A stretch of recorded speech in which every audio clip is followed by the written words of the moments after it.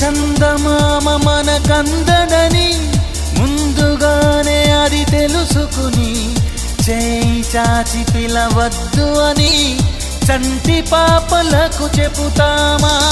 లేనిపోని కలలెందుకని మేలుకుంటే అవి రావు అని జన్మలోని నిదరోకు అని కంటి పాపలకు చెబుతామా?